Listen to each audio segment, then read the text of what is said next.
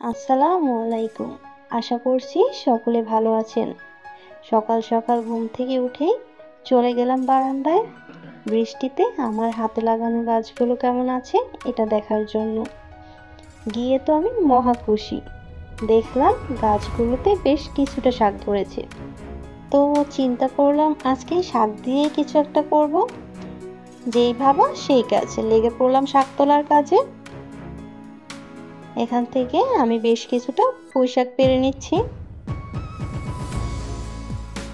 এই যে অনেকগুলো কিন্তু শাক হয়েছে। এবার চলে যাব রান্নাঘরে। শাকগুলোকে আমি কেটে নিয়েছি। এবার পরিষ্কার পানি দিয়ে ভালো করে ধুয়ে নেব। ধুতে ধুতে চিন্তা করলাম আজকে ইলিশ মাছ দিয়ে শাকটা রান্না করব বেশ মজা করে। এর জন্য ইলিশ মাছটা কেটে নিয়েছি। এবার মাছের গায়ে ভালো করে লবণ, হলুদ আর মরিচ মাখিয়ে নেব। মাছটাকে লাল লাল করে একটু ভেজে নিব। তারপরে শাক দিয়ে মাছটাকে রান্না করব বেশ মজা করে।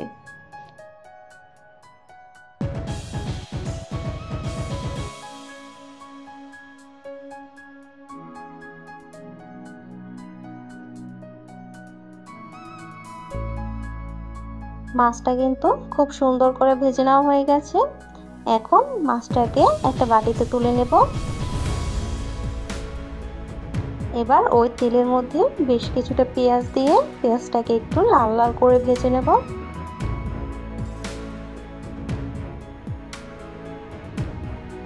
দিয়ে দিচ্ছি হলুদ গুঁড়ো, সামান্য পরিমাণে লবণ আর দিচ্ছি লাল মরিচের গুঁড়ো। এবার আর একটু ভালো করে পেঁয়াজটাকে কষিয়ে নেব।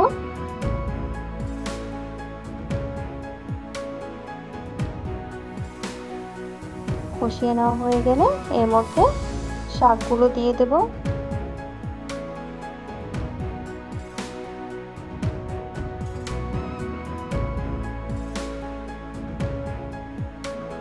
নিজের হাতে লাগানো গাছের শাক বা সবজি খেতে যে একটা টেস্ট, ওইটা মনে হয় বাজার থেকে কিনা শাকসবজিতে পাওয়া যায় না।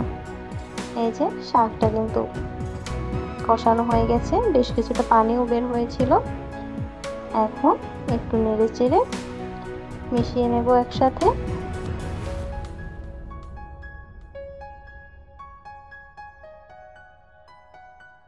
এবার কিছুটা পানি দিয়ে দিলাম কয়েকটা কাঁচামরিচ আর ভেজে রাখা মাছগুলো দিয়ে দেব।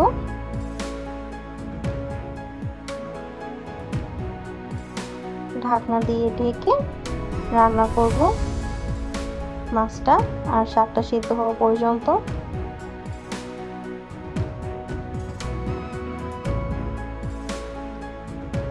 এটা কিন্তু প্রায় হয়ে গেছে।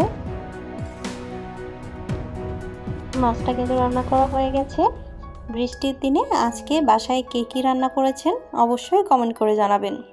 আর আমার ভিডিওগুলো ভালো লাগলে লাইক, কমেন্ট, সাবস্ক্রাইব করে পাশে থাকবেন। আল্লাহ হাফেজ।